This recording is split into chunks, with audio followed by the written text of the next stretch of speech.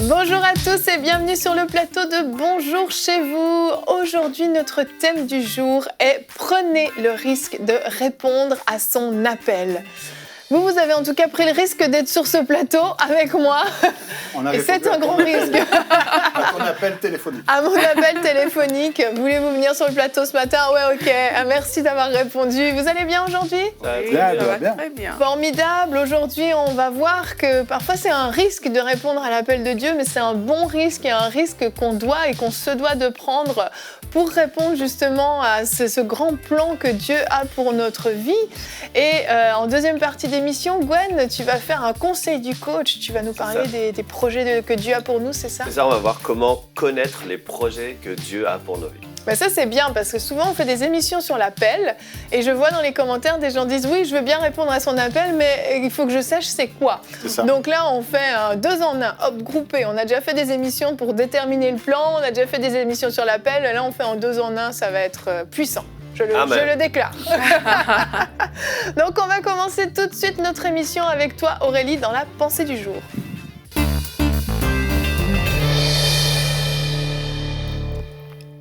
Il y a plusieurs attitudes qu'on peut avoir lorsqu'on reçoit l'appel de Dieu. On peut être prompte à y répondre et ça, c'est extraordinaire. Mais on peut aussi être plus lent à la détente et trouver différentes sortes d'excuses, tout simplement parce qu'on a peur de répondre à l'appel de Dieu et parce qu'on ne veut justement pas prendre ce risque. Mais aujourd'hui, je viens vous dire en fait que si vous avez entendu l'appel de Dieu, n'endurcissez pas votre cœur, mais choisissez vraiment de répondre à cet appel et d'y répondre promptement en fait. On a le cas de l'apôtre Paul, par exemple, dans la Bible qu'on connaît. Il a entendu l'appel de Dieu et puis là, c'était contraire naturellement à tout ce qu'il pensait parce qu'on sait que l'apôtre Paul il est en train de persécuter les chrétiens, oui. Et puis là, Dieu lui demande de faire le contraire en fait de ce qu'il a toujours fait. Et là, il a répondu promptement à l'appel de Dieu. Dans Galates 1 au verset 15, c'est Paul en fait qui explique ce qui s'est passé. Il dit « Mais lorsqu'il a plu à celui qui m'avait mis à part dès le sein de ma mère et qui m'a appelé par sa grâce de révéler en moi son Fils afin que je l'annonçasse parmi les païens, aussitôt je ne consultais ni la chair ni le sang. » En d'autres termes, il n'a consulté personne, il ne s'est pas posé 10 000 questions, mais il est parti pour l'Arabie pour répondre à cet appel de Dieu en fait. En fait, il s'est mis aussitôt en route pour répondre à l'appel de Dieu et il a reçu des révélations de Jésus qui impactent encore le monde aujourd'hui. Amen. En fait, l'une des choses que je veux vous faire comprendre aujourd'hui, c'est que perdre du temps pour répondre à l'appel de Dieu, c'est retarder la manifestation de ce que Dieu veut faire en fait dans la vie, sur la terre, dans votre entourage et partout en fait. Si Paul n'avait pas agi promptement pour répondre à l'appel de Dieu, la manifestation de ce que Dieu a voulu faire à travers de Paul aurait été retardée quelque part. Et il en est de même pour nous aujourd'hui. Nous savons que Dieu a formé des plans et des projets sur nos vies. Dieu a préparé des bonnes œuvres afin que nous les pratiquions et Dieu a formé ces choses pour que vraiment nous pouvons rentrer dans cet appel et que nous puissions nous lever vraiment promptement pour répondre à cet appel en fait. Dieu attend de nous que nous soyons obéissants et que nous obéissons promptement. Parfois, on va dans une autre direction. On connaît un peu l'histoire de Jonas qui n'a pas du tout voulu répondre à l'appel de Dieu. Parfois, on se cache aussi dans des choses, dans un service peut-être plus général, alors qu'on sait qu'il y a des choses spécifiques que le Seigneur attend de nous. Mais la Bible nous dit que l'obéissance vaut mieux que le sacrifice. Alors, bien-aimés, je vous encourage aujourd'hui, osez prendre des pas pour répondre à l'appel de Dieu, même si vous ne comprenez pas tout, ce n'est pas grave. Consultez le Saint-Esprit et choisissez d'avancer avec lui étape par étape. N'attendez pas que tout soit rose, n'attendez pas non plus qu'il soit trop tard, ne remettez pas à demain tout le temps. Chassez la procrastination, chassez la peur et puis laissez-vous tout simplement guider par le Saint-Esprit. Répondez avec foi, avec zèle à cet appel du Seigneur. N'attendez plus, c'est aujourd'hui le jour pour répondre à l'appel de Dieu. Amen. C'est aujourd'hui. Et dans le verset que tu as cité de Paul, on voit que aussitôt, il a répondu à son appel. Et notre verset du jour, on va voir qu'il y en a d'autres qui aussitôt ont répondu à l'appel de Dieu. Matthieu 4, versets 19 et 20, il leur dit, donc Jésus, « Suivez-moi et je vous ferai pêcheurs d'hommes. » Aussitôt, ils laissèrent les filets et le suivirent. Et ce petit mot « aussitôt » signifie beaucoup en fait. Signifie un cœur qui est disposé, qui est disponible. Et c'est pas qu'ils avaient rien d'autre à faire. Ils étaient en train de faire leur travail de pêcheur qui était un travail d'une vie. À l'époque, c'était pas juste un métier, c'était vraiment un travail, une activité d'une vie. Et Paul, pareil, était occupé. Il n'était pas en train de se tourner les pouces et d'attendre « Bon, Seigneur, si tu as quelque chose pour moi. » C'est des gens qui sont en train de faire une activité, qui sont occupés. Mais quand l'appel de Dieu vient, ce cœur est tellement prêt à répondre à l'appel de Dieu, est tellement disponible qu'aussitôt, ils y répondent. Et c'est très, très fort. Et on peut vraiment se poser la question en se disant, mais est-ce que nous, on a ce cœur qui est disposé, qui est disponible pour Dieu, où à tout moment, l'appel de Dieu peut jaillir, et puis il faut répondre aussitôt. C'est toute une question à se poser. Le aussitôt, il est là à cause de l'urgence de l'appel. C'est pas aussitôt parce que Dieu a dit, alors tout de suite on le fait, c'est aussitôt parce qu'il y a urgence. Oui. Si quelqu'un nous appelle en disant « Hey, il y a le feu », on va dire « Ah, j'arrive bientôt ». Non, aussitôt, on vient parce qu'il y a le feu. Si on dit « Viens vite, il y a les enfants qui se noient », aussitôt, on plonge dans la piscine. Oui. Et là, c'est la même chose. Quand on comprend l'importance de l'appel, il y a forcément un aussitôt. Effectivement, c'est un super bon point, Jonathan. J'essaye. Ça vaut la peine que tu sois revenu dans Bonjour chez vous. Que faisions-nous sans Jonathan ? On attendait. Non, c'est John qui attend. John qui attend. D'accord. Pour ça aussi, tu nous as manqué. Aurélie, il y a quelque chose qu'on doit tous comprendre, c'est qu'en fait, on est tous concernés par l'appel de Dieu. Il ne s'agit pas seulement de 1, 2, 3 personnes qui ont un appel particulier. Tout le monde est concerné par l'appel de Dieu. Exactement, Evelyne. En fait, l'une des raisons parfois pour lesquelles les personnes ne sont pas promptes à répondre à l'appel et ne veulent pas prendre certains risques, mais c'est parce qu'elles évaluent en fait parfois toutes les choses à faire. Elles évaluent le contexte, elles évaluent même déjà parfois les difficultés à avoir qui vont se présenter plutôt. Et puis là, on se dit, ah mais tiens, pour certains, c'est beaucoup plus facile que d'autres. Ouais. Mais en fait, non, parce que l'appel concerne tout le monde en fait.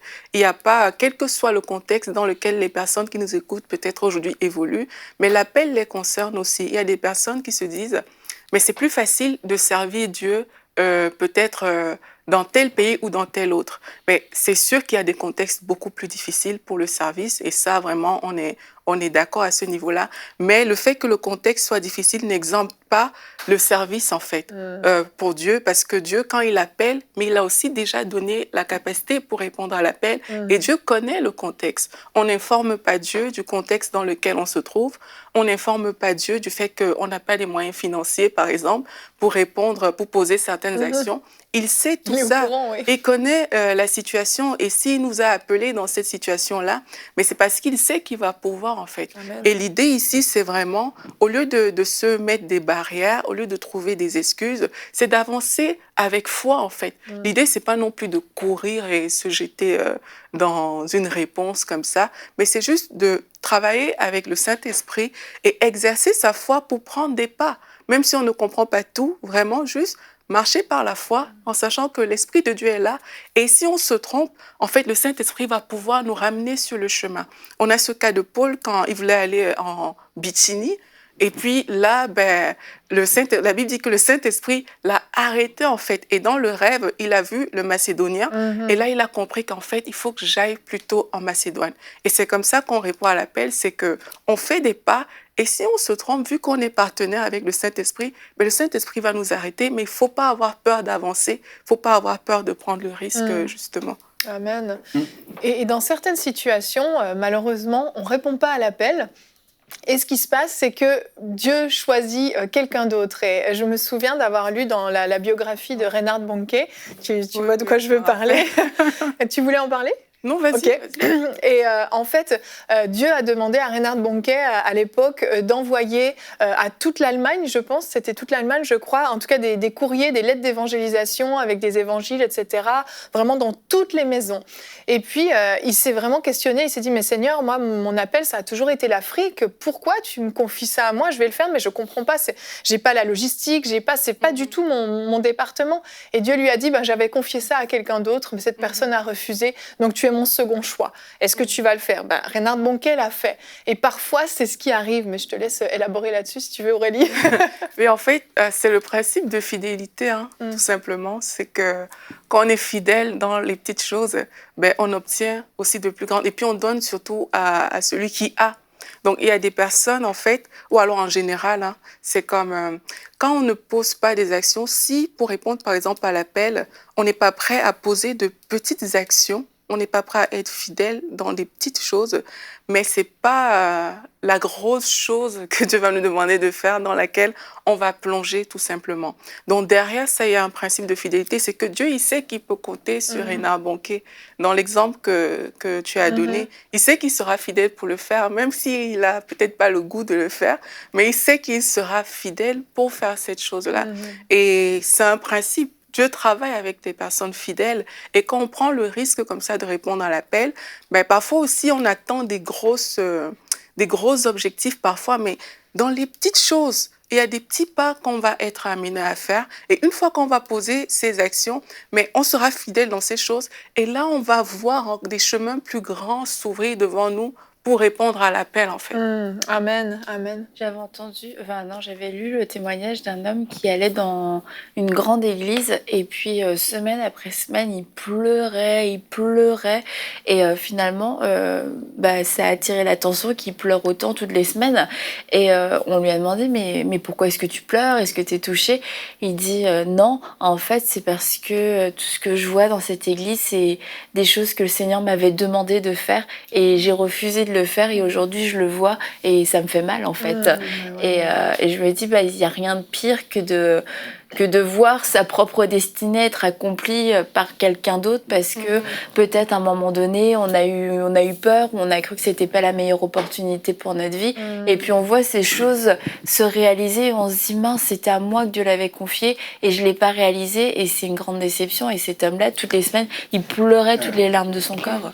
C'est dur. Peut-être pour être très concret, il y en a qui se demandent mais c'est quoi l'appel ici? Parce que pour beaucoup l'appel c'est l'appel au ministère ou l'appel à être pasteur ou missionnaire.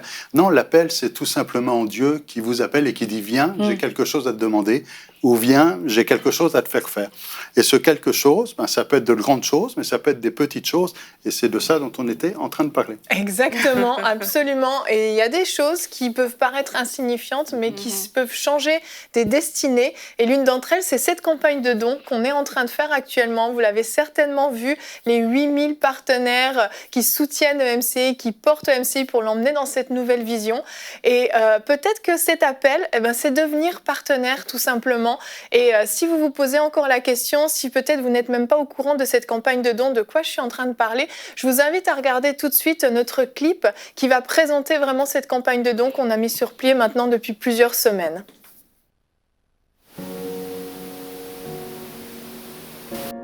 Notre vision à EMCI, c'est de proclamer le glorieux évangile de Jésus-Christ et de faire des disciples partout dans la francophonie. C'est ça notre ADN, c'est ce qui nous motive et c'est ce que nous faisons depuis plus de 14 ans. En 2013, lorsque Dieu a demandé à notre équipe de créer une chaîne de télévision, nous avons fait un pas de foi. Et par la grâce de Dieu, EMCI TV est devenue la chaîne chrétienne évangélique numéro 1 dans la francophonie. À ce jour, EMCI TV diffuse partout dans le monde sur Internet et dans plus de 67 pays par satellite et par câble. EMCI TV est présent en Afrique et au Proche-Orient à travers Canal+, StarTimes, Eutelsat et nous sommes en cours de négociation pour intégrer les bouquets européens. Vous savez, nous sommes tellement encouragés par les nombreux messages que nous recevons chaque jour de la part de téléspectateurs qui ont été transformés, d'autres qui ont été guéris, d'autres qui ont été sauvés à travers nos émissions. Mais malgré tous ces beaux témoignages, j'aimerais vous partager la double réalité que traverse actuellement EMCI. D'un côté, nous avons des rêves qui brûlent dans notre cœur depuis des années pour la francophonie, dont 2 grands projets. et nous sommes convaincus que c'est le temps de les réaliser. Et de l'autre côté, nous avons de gros défis. Vous savez, la télévision demande énormément de moyens, notre équipe est en sous-effectif et en plus, nous manquons vraiment d'espace. Frères et sœurs, le temps est venu pour que EMCI entre dans une nouvelle saison. Aujourd'hui, nous avons la possibilité d'acquérir un nouveau bâtiment 10 fois plus grand dans lequel nous pourrons accueillir de nouveaux équipiers, concevoir de nouvelles émissions et aussi avoir un grand plateau avec du public pour des live events. Dans cette nouvelle saison, nous organiserons des conférences de réveil et des campagnes d'évangélisation qui seront médiatisées dans le monde entier à travers EMCI TV. Nous lancerons également EMCI Academy, une plateforme de formation biblique entièrement gratuite avec un espace spécialement conçu pour les nouveaux convertis. Crossroad Christian Communications est la plus grande équipe de communication médiatique chrétienne du Canada. Nous produisons 4 émissions hebdomadaires ici et notre portée s'étend sur tout le Canada et partout en Amérique. Nous avons 110 employés et nous avons une équipe de prière de 100 bénévoles.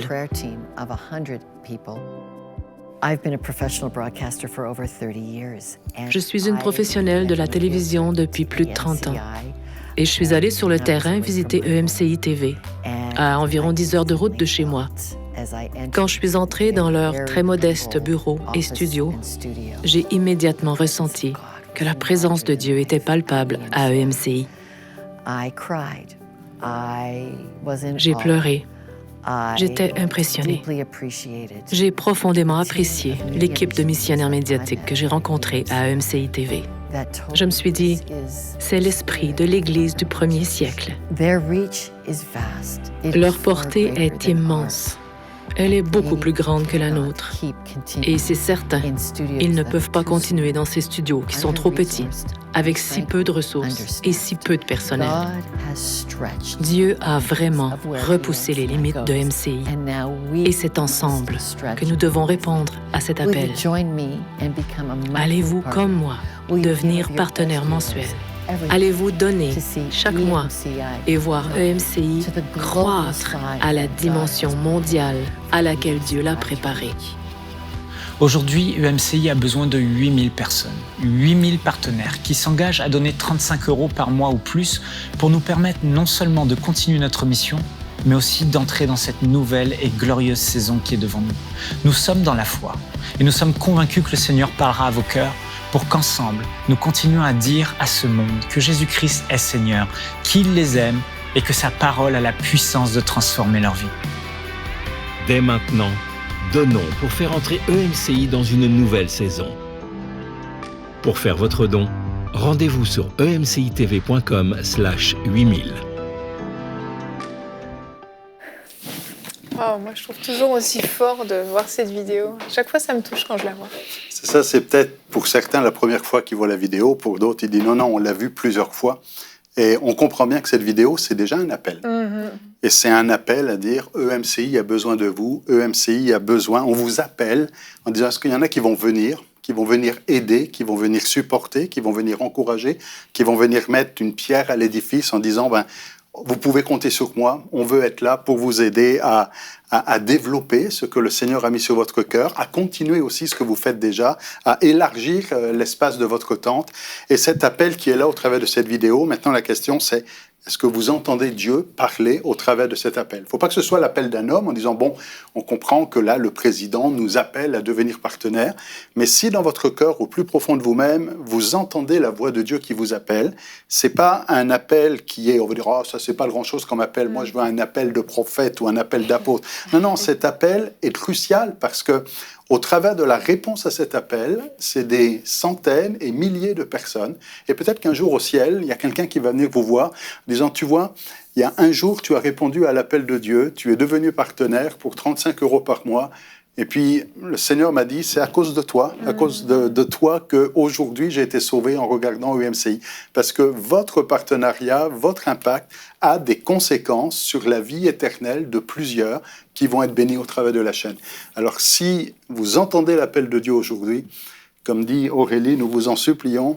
C'est aujourd'hui, c'est pas demain, c'est aujourd'hui qu'il faut répondre à cet appel. Amen, amen. Vraiment, c'est gros cette vision dans laquelle on est. C'est très, très gros. Et moi, à chaque fois que je vois la vidéo du clip de la campagne, je réalise encore un peu plus à quel point c'est gros, à quel point c'est gigantesque et à quel point on peut pas tout faire, on peut pas y arriver tout seul. On a besoin de Dieu, c'est sûr, mais on a besoin de frères et de sœurs qui s'attachent à nous, qui vont nous aider, qui vont porter cette vision avec nous. Et je veux prendre juste quelques secondes pour vous remercier. Vous tous, vous êtes déjà nombreux à être partenaires. Merci infiniment. Merci de tout cœur. Merci au nom de toute MCI et merci au nom du Seigneur aussi d'avoir répondu à son appel parce que je crois qu'il se réjouit de voir vos cœurs qui se sont rendus disponibles pour répondre à cet appel-là. Et je veux vous remercier, je veux vous féliciter pour votre obéissance aussi parce que je crois que c'est pour certains un grand pas de foi que vous avez fait et je suis convaincue que Dieu va honorer votre foi, qu'il va pourvoir pour vous, pour que vous ne manquiez de rien, mais encore mieux que vous soyez dans l'abondance pour pouvoir non seulement honorer cette promesse, mais aussi continuer à vivre et à pouvoir donner, à pouvoir soutenir encore dans d'autres œuvres. Dieu vous appelle à faire de grandes choses et avec 35 € par mois, vous faites de grandes choses. Nous allons continuer avec toi, Gwen, maintenant. On va voir justement ces différents appels, ces différents projets que Dieu a pour nous, comment les connaître, comment les découvrir. On va voir tout ça dans la rubrique Conseil du coach. Donc Gwen, aujourd'hui, comme je l'ai dit, tu vas nous aider à comprendre quels sont ces projets que Dieu a pour nous pour qu'on puisse répondre à l'appel. Et c'est ça. Et la question qu'on se pose aujourd'hui, c'est comment connaître les projets de Dieu pour moi. Et la première chose, c'est qu'il y a une nécessité de réajuster le concept du projet de Dieu, parce que les gens ne savent pas forcément ce que c'est. Et on peut faire cette prière déjà à la maison. Jérémie 29:11 nous dit « Car tu connais », j'ai transformé un petit peu le verset afin que ça devienne personnel. La version Gwen. C'est ça. Mais tu vas voir que c'est important. « Car tu connais les projets que tu as formés pour moi, Éternel, projets de paix et non de malheur, afin de me donner un avenir et de l'espérance. » Amen. Et on peut voir le verset suivant qui dit dans Jérémie 1:5 « Avant de me former, dans le ventre de ma mère, tu me connaissais et avant que je naisse, tu m'avais consacré, tu m'avais désigné. » Bien sûr, dans la version, il dit prophète des nations, mais un prophète, c'est un serviteur ou c'est un messager. Donc, il nous avait désigné serviteur, messager pour les nations. Le troisième verset, c'est dans Psaume 139 au verset 16, où il est dit « Je n'étais encore qu'une masse informe, mais tes yeux me voyaient, et sur ton livre étaient inscrits tous les jours qui m'étaient destinés avant qu'un seul d'entre eux n'existe. » Donc Alléluia. avec ces trois versets déjà, on peut voir qu'il y a un projet de Dieu pour notre vie. Donc on peut établir déjà que dans l'Église, il y a au moins autant de projets qu'il y a de personnes. Donc certains sont en train de se réaliser. Il y a des gens qui sont en train de vivre le projet de Dieu pour leur vie. Il y en a qui ont été laissés de côté et il va falloir se réajuster et certainement se remettre au travail. Et il y a des projets aussi qui ne sont pas de Dieu et ceux-là, il faut absolument les abandonner. Et la dernière chose, c'est que certains vont être révélés, je le crois, au travers de ce conseil du coach. Amen. Amen.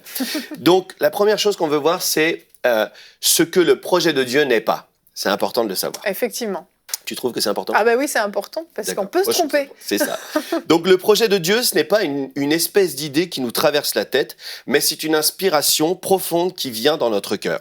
La deuxième chose, c'est que le projet de Dieu, c'est pas réservé à une certaine catégorie de personnes, mais à tous. Cependant, il ne se réalise que dans la vie d'une personne qui a un cœur humble et doux. On voit que deux personnes avaient le même type d'appel, à savoir Saül et David, mais il ne s'est réalisé que dans la vie de David, parce qu'il avait un cœur enseignable, doux et humble. La troisième chose, c'est que le projet de Dieu n'est pas une question de chance, ni d'opportunité, ni de connexion humaine. Ça, on le voit souvent dans la vie des gens. Ils pensent qu'ils ont besoin de connexion humaine pour réussir dans leur appel. Ils ont besoin d'opportunités. Donc, c'est pas une question d'opportunité, c'est pas une question de chance, mais c'est une question de détermination à croire que Dieu est premièrement la source de l'appel, la source du projet, qu'il est la provision, qu'il est la promotion et l'accomplissement de ce projet. Donc, peu importe du milieu duquel tu viens, de ton background, que ce soit familial ou autre, l'appel est pour toi. C'est ça. Et il y a un projet pour la vie de chacun, mais il faut reconnaître que c'est Dieu qui est la source.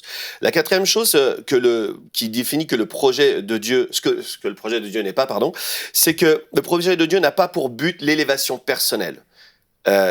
Dieu ne nous appelle pas pour nous élever personnellement, mais c'est pour être la réponse à une question qui est posée sur la terre. C'est-à-dire qu'il y a un besoin sur la terre et on est une réponse pour ce besoin. Amen. Donc c'est pas pour l'élévation personnelle. Il y a des gens qui veulent entrer dans un appel, dans le projet de Dieu, mais c'est pour se glorifier eux-mêmes et c'est absolument pas le projet de Dieu. C'est pour être une réponse, donc pour aider. Et on peut poser cette question.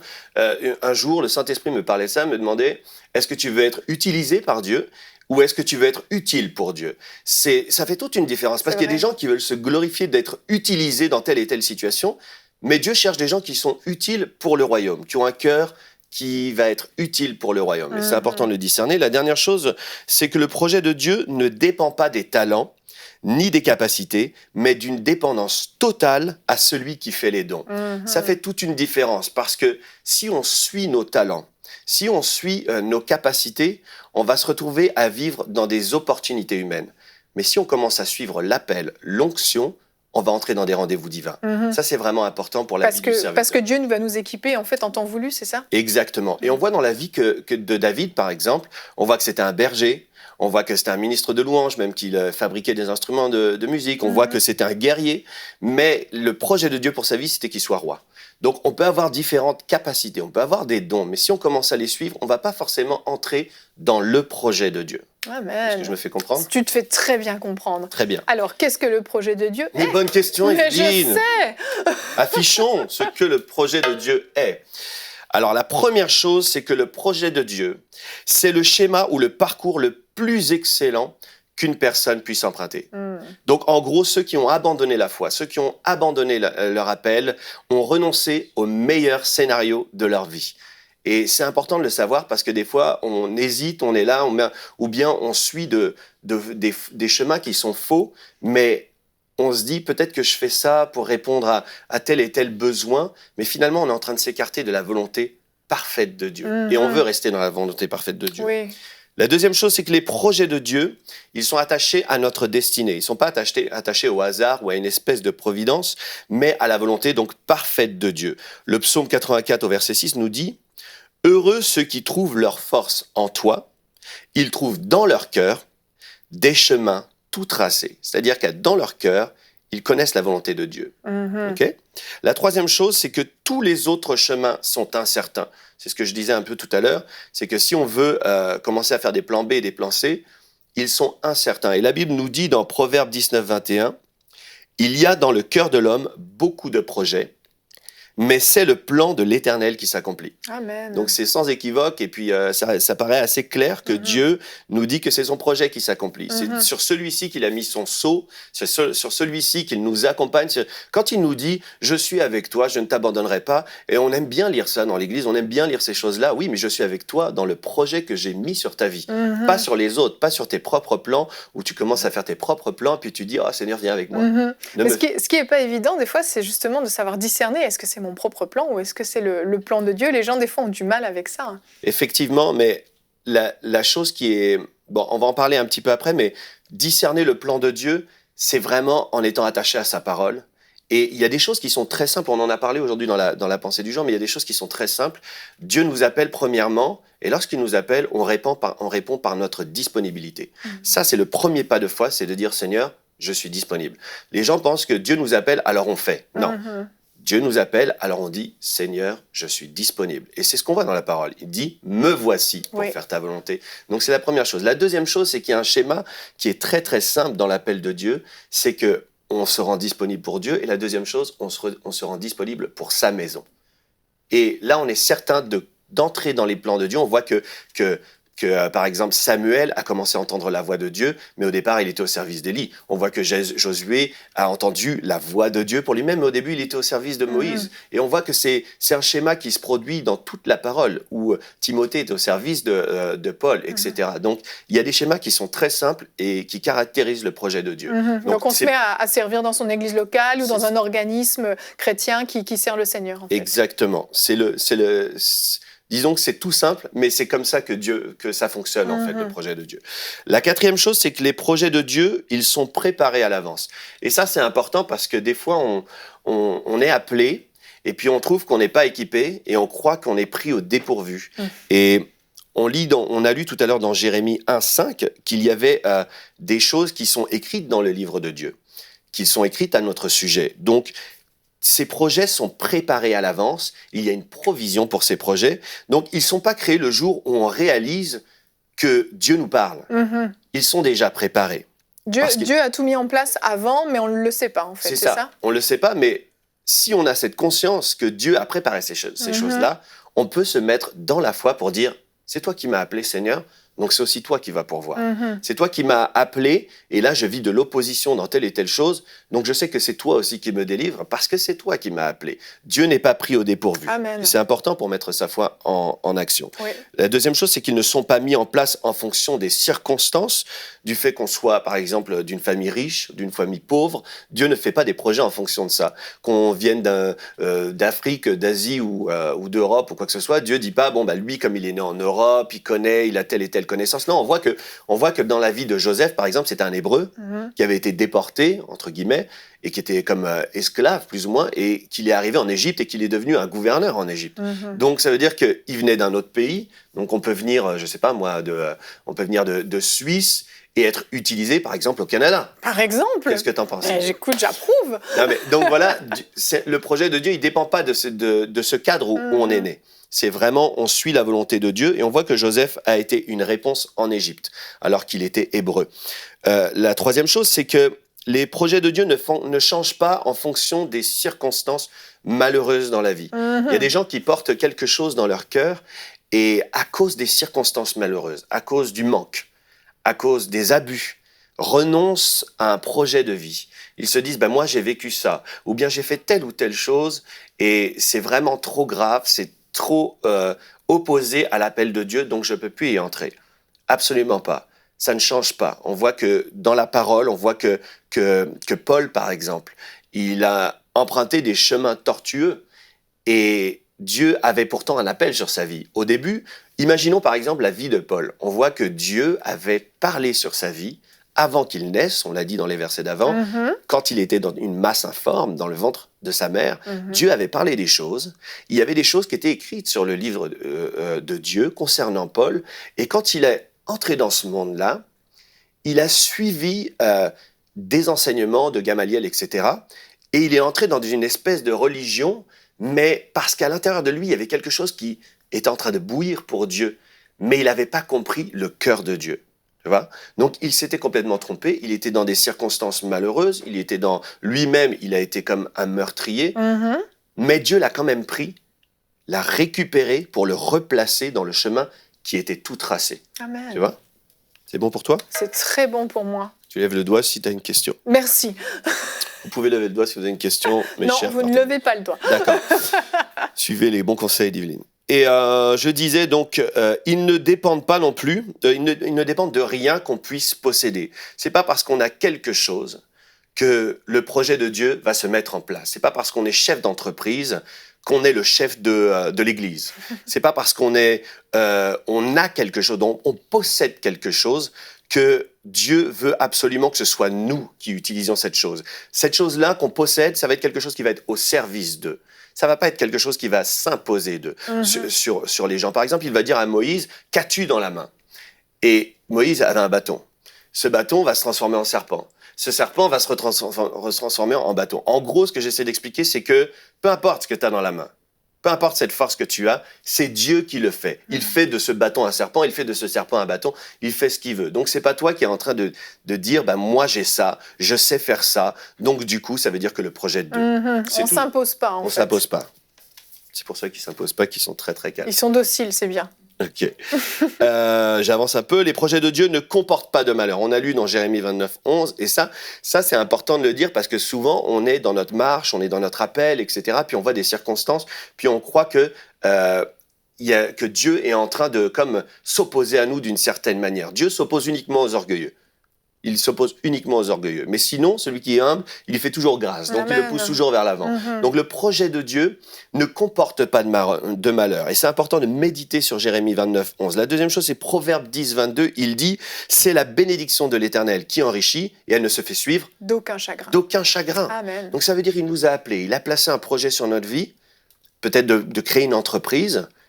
Et s'il y a de l'opposition, c'est le temps de se placer en disant, cette opposition, elle ne vient pas de Dieu.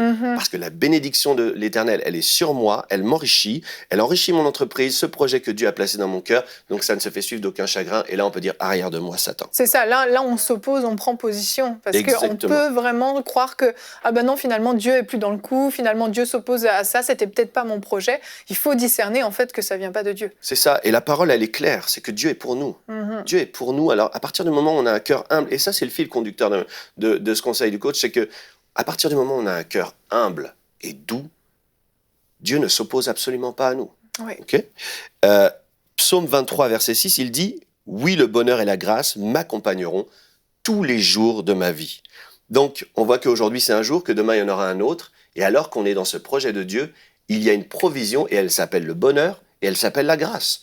Pour celui qui est dans le projet de Dieu, le bonheur, la grâce, aucun malheur. Donc, on est heureux de servir Dieu. Dans son service, on est bien, on est comblé. Regarde-moi. Ben oui, regarde comme tu rayonnes. La 6e chose, c'est que... Je vais pas trop vite, c'est bon? Non, c'est parfait. Donc, c'est que les projets de Dieu ne sont jamais opposés à sa parole. Je laisse ça... Descendre un peu. Parce que si Dieu nous a appelés, par exemple, à avoir une entreprise ou de gérer des assurances, ou je ne sais, je dis ça pour quelqu'un qui gère les assurances, Dieu ne nous demande jamais de trafiquer nos factures. C'est jamais opposé à sa parole. Non, mais c'est vrai, hein, c'est important de le dire. Bien, Dieu ne nous demande pas de nous endetter. Il le dit dans sa parole. Donc, c'est jamais opposé à sa parole. Il ne demandera jamais de quitter notre époux, notre épouse, pour répondre à son appel. Il ne demandera jamais d'abandonner nos enfants. Mais je le dis, mais il y a des gens qui pensent ça. Il y a des gens qui ont quitté leurs époux, quitté leurs épouses parce qu'ils pensaient répondre à l'appel de Dieu. Oui. Mais il ne s'oppose jamais. Le projet de Dieu ne s'oppose absolument jamais à sa parole. Il ne demandera jamais de maudire son pasteur, ses pasteurs, ou de nous marier, par exemple, à un inconverti. C'est une excuse, en fait, pour répondre à des pulsions charnelles, finalement. C'est ça, c'est absolument charnel, et c'est important de vraiment être dans la parole de Dieu, ancré, parce que c'est dans sa parole que, premièrement, Dieu nous révèle son projet pour notre vie. Donc, si on veut connaître le projet de Dieu pour notre vie, il faut vraiment être dans la parole. Être plongé dans la parole, et Dieu nous parle au travers de sa parole. Oui, parce que sinon Dieu s'oppose à lui-même finalement, et Exactement. ça n'a absolument aucun sens. Et ça n'a Mais aucun tu as sens. raison de le dire, parce que ça se fait malheureusement des choses comme ça. Il y a comme une séduction qui fait que les gens vont prendre des décisions qui vont détruire la vie de leurs proches et leur propre vie, soi-disant pour répondre à l'appel. C'est ça, l'appel de Dieu, il est bon. On voit que la volonté de Dieu, un jour Dieu me faisait remarquer ça, c'est que dans la volonté de Dieu, il y a 3 domaines. Il y a ce qui est bon, ce qui est agréable et ce qui est parfait. Imagine-toi, tu vas dans un resto et sur la carte, il n'y a que des choses bonnes, agréables ou parfaites. C'est génial. C'est absolument merveilleux, et ça, c'est le projet de Dieu. Il ne se fait suivre d'aucun malheur. Il n'y aura aucun chagrin. Personne ne va être tourmenté ou détruit parce que Dieu t'aurait appelé à faire ceci, donc tu dois quitter ton époux et épouser le pasteur, le mari de quelqu'un d'autre. C'est terrible. Donc soyons dans la parole pour connaître les projets de Dieu. Dieu ne te demandera pas non plus, si tu sens un appel d'évangéliste, Dieu ne te demandera pas de vivre dans le péché pour aller évangéliser des pécheurs. Mais ça, on l'a vu. On a vu des gens qui sont là, qui se disent « Ouais, mais moi, je fais ci, je fais ça. C'est pour toucher des gens. » Je vais dans des boîtes de nuit. C'est ça. En général, quand on ressort des boîtes de nuit, on n'a pas gagné beaucoup d'âme, on a presque perdu la sienne, en fait. Ouais.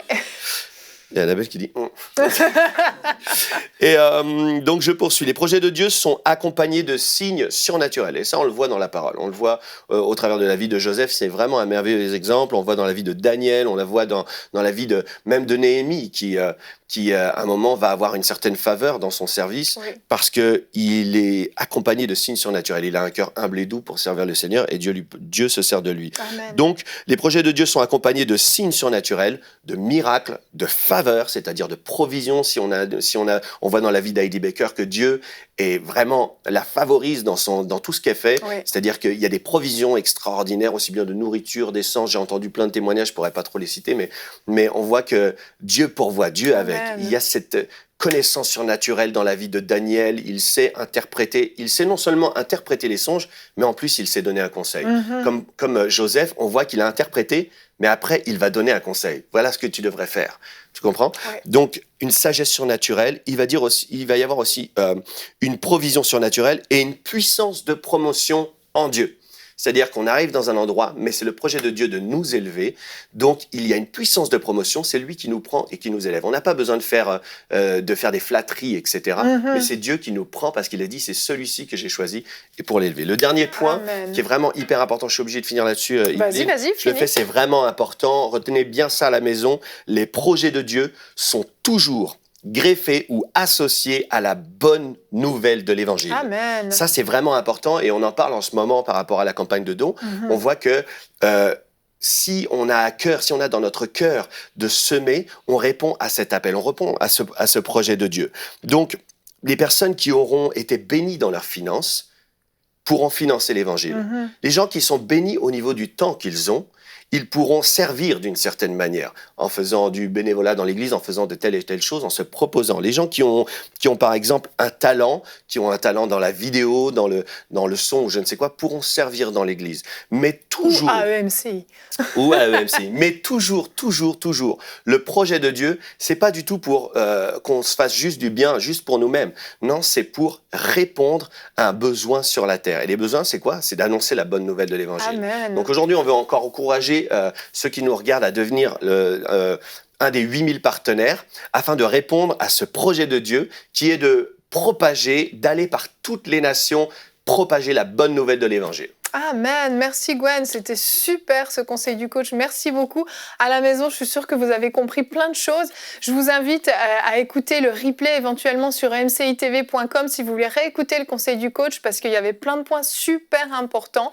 Et nous allons nous retrouver demain. Notre thème sera « Laisse le passé derrière toi ». Trop de personnes se font accabler par leur passé, se font limiter et s'empêchent justement de répondre à l'appel de Dieu à cause de leur passé.